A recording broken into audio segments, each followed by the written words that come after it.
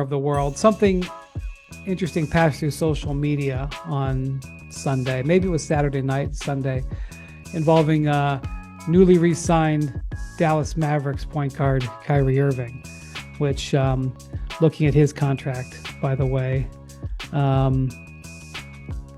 he has a player option in year 3, which we already knew, and it's for 3 years, $118.4 million. He will make 36.5 this year. He opted out of how much? 43. 43. So he's taking roughly a $6 million reduction in the first year to add roughly $80 million in guarantee.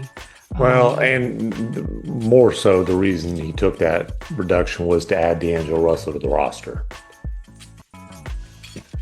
That was nice of him. That's why they needed him to take a pay cut. Did they need him? Did they need him to do that? Did they need him to do that? Really? I mean, I guess you can argue there were other ways they could have gone about it, but that's the way that. I also mean, like, what was the market for D'Angelo Russell, really? Well, the market was taxpayer mid-level because that's what he got. Clearly. All right. But Kyrie was, something happened on social, was a comment that he made during was it a Twitch session? I know. I believe so. It was one, I don't know Twitch. I've never been on Twitch, but a streaming session, yes. Okay. Go for it. Go forth.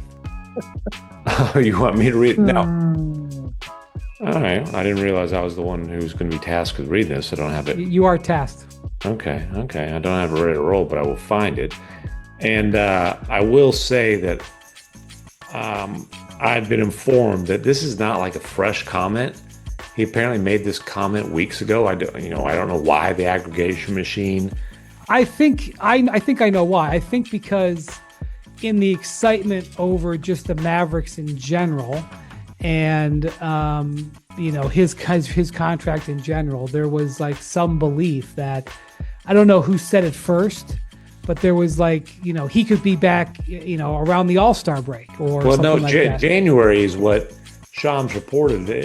Shams said that. Okay. Yeah, and not that he would be, but that he could be back as soon as the goal. Okay. The goal was to be back by January, which always was like, man, that's a really optimistic goal. That's a 9-month window. And the people I talked to with Mavericks, like, hey man, if he's back by the All-Star break, we'd be very happy with that. We'd feel good about that. But this is Kyrie. He's asked if he'll be back by the playoffs. And he said, don't hold your breath on that. I don't want to make any predictions on when I'm going to be back. I just want to be back 150,000% better. Me too. Yeah, that's tough math. But so I'm taking my time right now to really get healthy. And, listen, I think first of all, this is just Kyrie kind of like speaking freely, right? It's not like he's not in like a press conference mode. It's just kind of, babbling, as Bontemps might say. And I think, if you ask him, his answer might change day to day. I would agree. And, hour to hour. But it is he absolutely should take his time to make sure that he's completely healthy before he returns, however long that takes. And, and for Jamal Murray, a very similar time frame in terms of an ACL. He missed the entire next season, including the playoffs. That I'm not, in no way am I trying to predict anything on Kyrie, but I'm just saying, like, hey, these things, there's the physical recovery, there's the mental hurdle they've got to clear to come back. And I do think there's been a lot of presumption in the discussion about the Mavericks that Kyrie's going to be back to being Kyrie this season. Right. I'm seeing a lot of that. Like, oh man. I mean, like, we got asked about it. We got asked about it 17 different ways on TV last week. All three of us did. Right. Are the Mavericks contenders? There's kind of the fact that D'Angelo Russell is the only guard. First of all, the fact that D'Angelo Russell is the only guard on the roster, essentially, at this point. They did re-sign Exum too, but sure. I mean, Dante Exum is not an on-ball guy. He's a nice role-playing defender at the guard spot, but he's not an on-ball guy. Can I interest you in Jaden Hardy? like He I likes said, to shoot.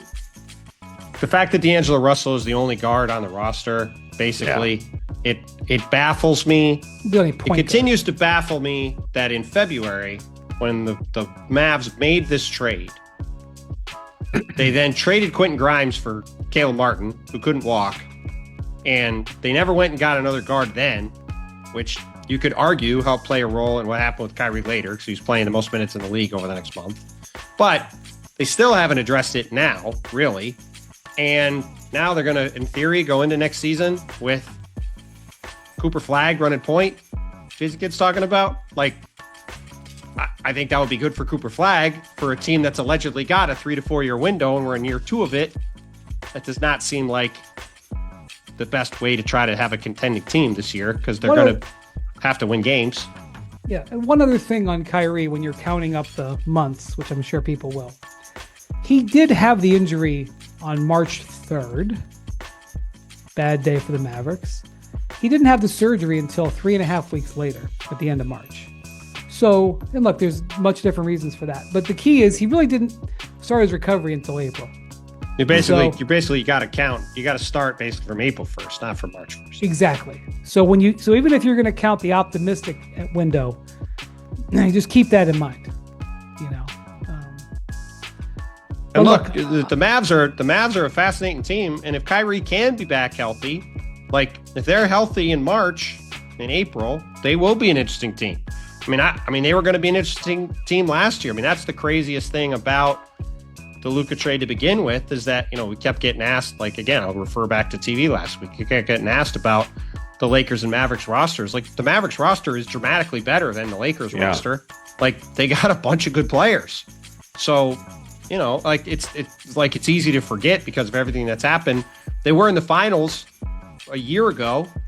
Like, it's not like they were bereft of talent at any point. So if they can get Kyrie back healthy, they are going to be awfully interesting. It just, again, it's why it's strange to me that we're sitting here in July and they did nothing to help the guard spot besides sign D'Angelo Russell. Well, and when you looked at the roster, there was it was reasonable to wonder, okay, hey, are they going to take some of this front court depth and make a deal to address the backcourt? Are they going to trade Daniel Gafford for an offensive creator? And they signed Gafford to an extension. It is an extension that makes him trade eligible immediately. But certainly seems that their plan is to move forward with Gafford at least this season, which, I get. Like, Derek Lively II's really good and has had some real durability issues. And then PJ Washington, I'm not so sure PJ Washington's not starting alongside Cooper Flagg. Nico Harrison made a comment about, Cooper coming in for his workout when he visited before the draft, and PJ was there, and Nico said, he looked over at PJ and said, "You think you can play with this guy?" And PJ's like, "Oh yeah, I can play with him."